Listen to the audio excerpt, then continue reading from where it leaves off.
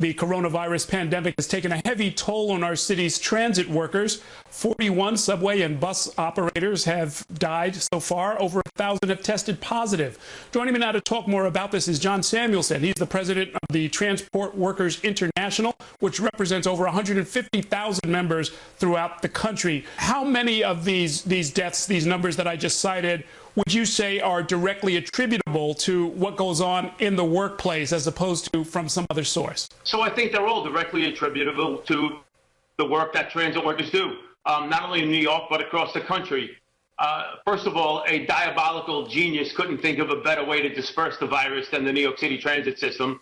It's a extremely effective spreader of the virus.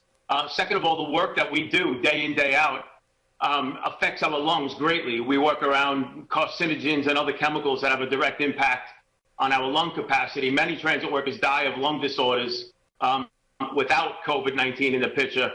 Every day we work around creosote, we breathe in steel dust, we breathe in manganese from all the welding that's going on. We breathe in all the garbage and all the junk that's in the subway on a daily basis. And I think there's a third very important reason. We retire a lot later than the cops and the firefighters. So we're not eligible for retirement until age 55, which means the average age of a New York City transit worker is far greater, far older than the average age of a emergency responder that can retire in their 40s if they were hired in their 20s. Is there enough protective equipment for your members? The MTA is getting a handle on the PPE right now. Certainly it required a bit of an aggressive fight back by the union. Early on, there were reports about the MTA not even wanting transit workers to wear masks, which was a ridiculous concept to us. Transit workers were wearing masks, whether the company told us to or not. They cited advice by the CDC or by the U.S. government. No transit worker in their right mind, and really no worker in their right mind in New York City would ever believe what the government says again about quality in the aftermath of the World Trade Center attacks. When we were told the air was safe to breathe, Christine Todd Whitman with her infamous line about air safety. Never again will we believe anybody in the government. So we knew early on how to take care of ourselves and our family, and that was masks. It just took a fight to get the MTA to begin supplying them. Are there line of duty benefits that come to your members if they do get sick or die as a result of what they've done on the job?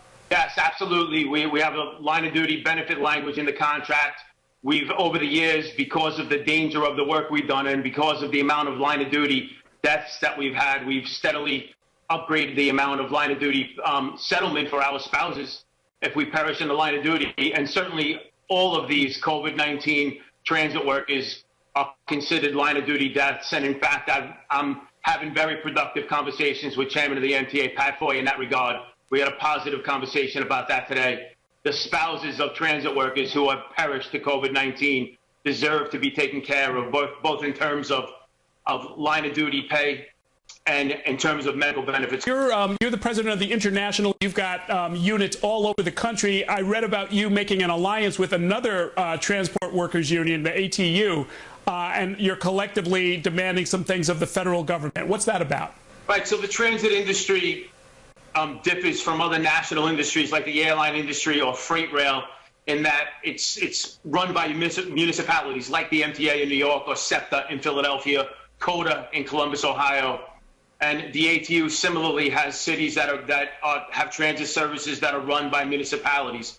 So there's been a very uneven response across the country. And what we've done is call on the federal government to establish emergency standards to protect transit workers so that every transit system, small or big, has minimum standards that they must comply with. It's obvious that transit workers are on the front line of this war against coronavirus, where the circulatory system that delivers healthcare professionals and food service workers and emergency responders to the scene, right to the front lines, and we're exposed. So the response in some cities has been absolutely atrocious. San Francisco is one of those cities where we're having a very difficult time getting PPE, and there's a chance that there'll be industrial action in some of those cities. Wow. Okay. We'll certainly keep an eye on that. I saw one part of what you're asking for is suspending the use of timekeeping devices that require people to sort of touch a screen, since that, in fact, could be a way to transmit the virus. So we've eradicated that already in New York, and we've eradicated it in other cities as well.